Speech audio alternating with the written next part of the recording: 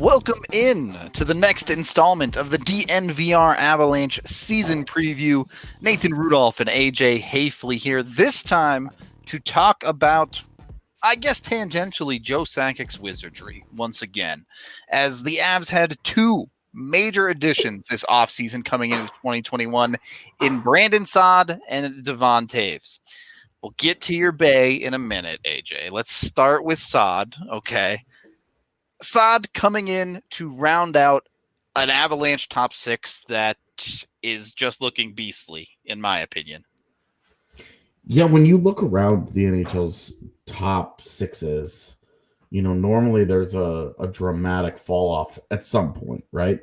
You look at last year's Avalanche top six, and beyond Burakovsky and Kadri, the sixth guy was always just this big question mark. It was a rotating cast of characters. Donskoy was there. Nichushkin was there. Comfer was there. For 4 seconds, Jost was there. They tried a lot of different guys. Calvert was in the top six at some points. Yep. There were a lot of guys that got a lot of burn in a role that they just didn't quite have filled yet. And then in the offseason, they finally went out and answered that question, because Brandon Saad is that guy. He's not a leading man. This is not a guy that you turn to and say, we demand excellence out of this guy. We need 25 goals. We need 40 assists. We've got to have this guy producing at a super high level. It's not going to be what they get out of Saad, but what they're going to get is they're going to get a steady presence, really good, effective two-way player, and a guy that just slides into their lineup, is not a sexy addition, is not one that gets you really hyped up. He's not going to be on a ton of highlight reels, but he's a guy that's going to make them just that much better. And we always talk about this on the podcast, that the rising tide raises all boats. And having that guy slide into your sixth spot, sixth forward spot, makes your bottom six that much better, because you're no longer pulling guys from those roles to do that, to fill in the top six as well. I mean, there aren't many teams whose sixth forward is basically automatic for 20 goals a year. But really, his entire career since he came into the league at 19, yep, he's been good for 20. Last year, 58 games played, didn't matter, still scored 20. Another 21. He had 21 last year. They're only going to play 56 games this year. He can clearly score 20 goals, and it's not like he was playing a massive role in Chicago. He was playing the same kind of depth role that he's going to be playing in Colorado. Yep. Not going to be relied upon as the key guy in the top six in any way. Just I don't want to call him an accessory, because he's a valuable piece, but certainly not the primary, more of a secondary producer type. So looking at Saad's career, of course, he was acquired for Nikita Zadorov and some bit pieces going either way in that trade as well. So the Avs didn't get him for free, so there is a certain expectation there for him. And the big question that we have essentially brings up exactly just what we talked about. The top six is strong, but is Brandon Saad the piece to make it truly excellent?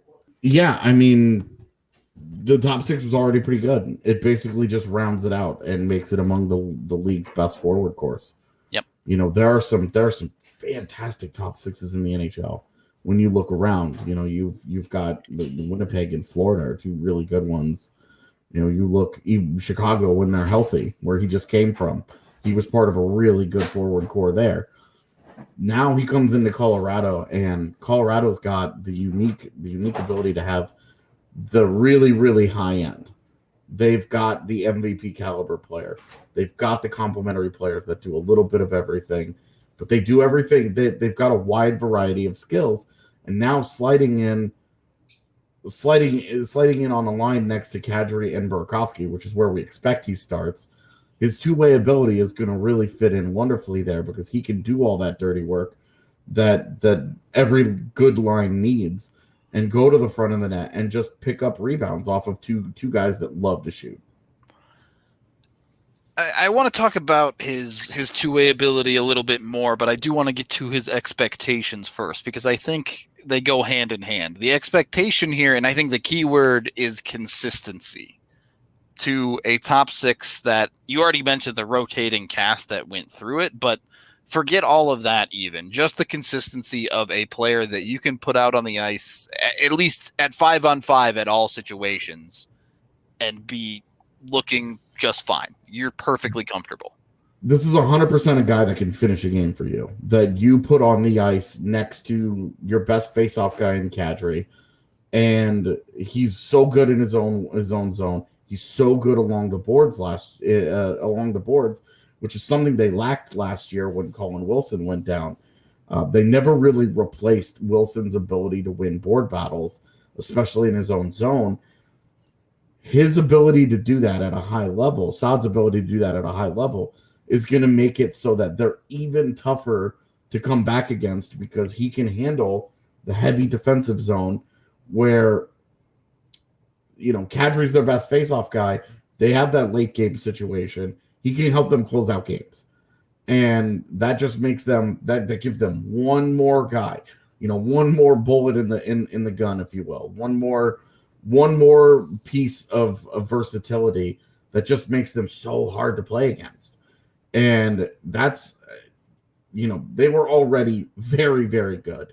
So for them to have gotten better and to not have taken any major steps back as a result, it's everybody in the West Division this year not looking forward to it. Speaking of one more bullet in the gun, AJ, is there such a thing as too many good skaters on a hockey team? No, I really don't think so. Like, Saad's not gonna wow you, but there's already so many good guys, so many good skaters on one team, and Colorado, we call it the grand experiment all the time, right? Yep. That they are the team that has gone all in on skating, and they just did more of it this offseason. By also adding the other man for this preview, Devon Toews, coming in to help solidify a defense. The Avs having traded out Nikita Zadorov for Brandon Saad, replace him by trading 2 seconds to pick up Toews from the New York Islanders.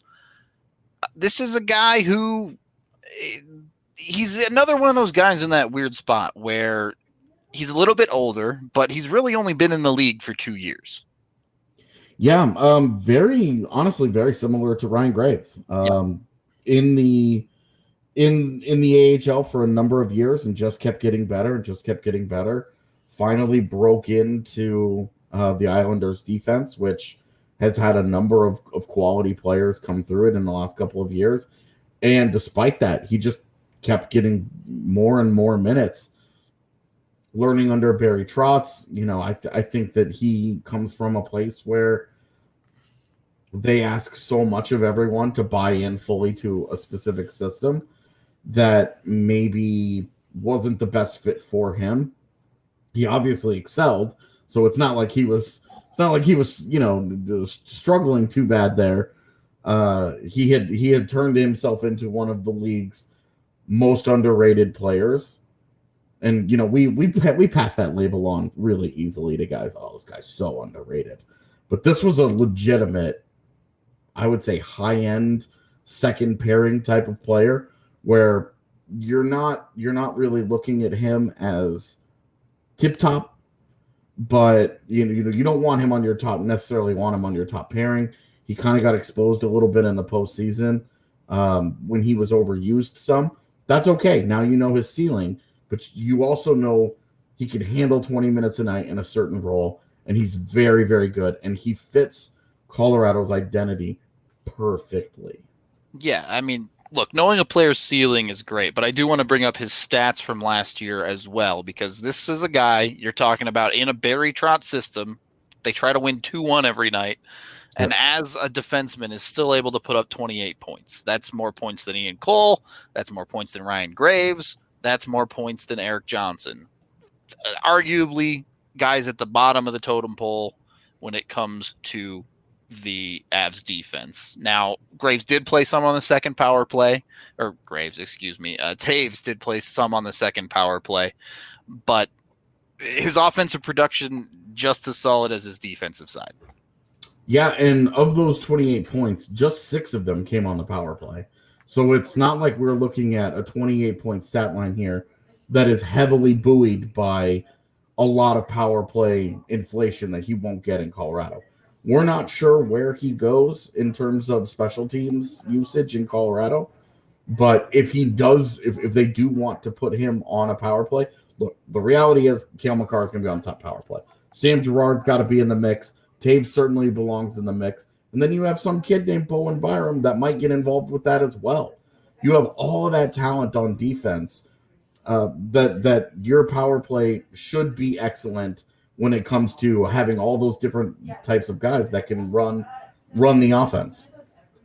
So stepping into his expectations here, then, special teams aside, realistically what the Avs are getting out of this guy, or they need to get out of this guy, is top 4 minutes and doing what he does best in a system that should honestly just drive what he does best.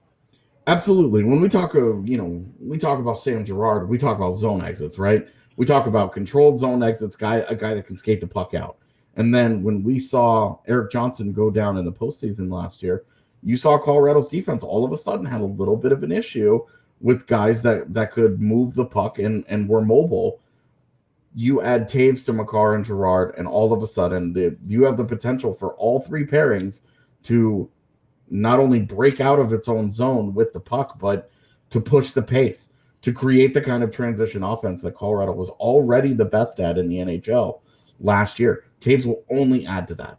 He's only going to make them faster. He's only going to make their transition game better, and he's going to give them more puck possession, especially in the way that Colorado specifically likes to have it, which is on the rush and not dominated by cycle-heavy action. So it feels like a fantastic fit for the Avs. But as you alluded to at the start of this section, the big question for Toews, let's face it, the Avs are no longer a team that are just happy by making the playoffs. They want to make noise in the playoffs, and the track record there last year against a quality team is not great for Toews. Yeah, Toews, he was okay in his first postseason. He was okay. You kind of get a free pass when you're in your first taste of the Stanley Cup playoffs. Everybody kind of just shrugs it off and says, it's just, his first time around. Unless you're Cale Makar, but sure. He's never been in that environment. Well, I mean, Cale Makar didn't need a free pass, right? He just rolled in and immediately started taking over the world. Yeah. There are guys that, Ryan Graves, I think, was an example of a guy that at times the playoff atmosphere looked like it got to him a little bit. Yep. That's okay. Like, that stuff's going to happen. You've never been in an atmosphere like that. Being in these Stanley Cup playoffs is a completely different world than anything else these guys have ever experienced. I don't care if they've gone to World Juniors, the World Championships, a Junior A challenge, an AHL postseason. None of it compares to being in the Stanley Cup playoffs. It is at the highest level, the most intense atmosphere that you can possibly get in the sport. with Toews, he struggled. He did. I mean, there's a reason that he was the guy that that the Islanders were looking through between Nick Leddy, Brian Pullock, Adam Pelech. Devon Toews was kind of the man that they said, okay, well, we would love to keep this guy. We developed him. He's a great fit for us. He's been a great player for us. But they had to move on from one of them, and there was a reason that Toews was the guy on the outs. They were able to get a couple of second round picks, which will help them. They have a dearth of their own picks after some aggressive moves. And with Toews, that playoff performance was disappointing enough that it probably did make him the odd man out in Long Island. And Colorado getting that, very excited about the player that he is, but you do have to be a little bit nervous and say, okay, well, until this guy really proves it, until he carries over a great regular season game into a playoff series, it's a concern. Yeah, 100%. No player is going to be perfect, but these are the two major acquisitions the Avs made, and the reality is a solid impact is expected out of them for this hockey team. Yeah, a top 6 role for Brandon Saad at forward, a top 4 role on defense out of Devon Toews. They basically just took their two biggest weaknesses coming into the offseason, shored them up with players that are very good fits for their needs. And in the case of Toews, he will be around. He signed a 4-year deal. We expect that he's going to be a long-term member of the Avalanche. Saad, maybe not the case, but that's okay. They go out. They're a great fit for what they have right now. They're going to go chase that Stanley Cup, and they're both going to be big parts of that run. If you want to catch some tape on these guys, check out the film rooms over at thednvr.com. If you're enjoying the preview series, be sure to like this video and subscribe to the YouTube channel as well. You can get notified every single time we post a video for this whole preview series and beyond. That's going to do it for this one.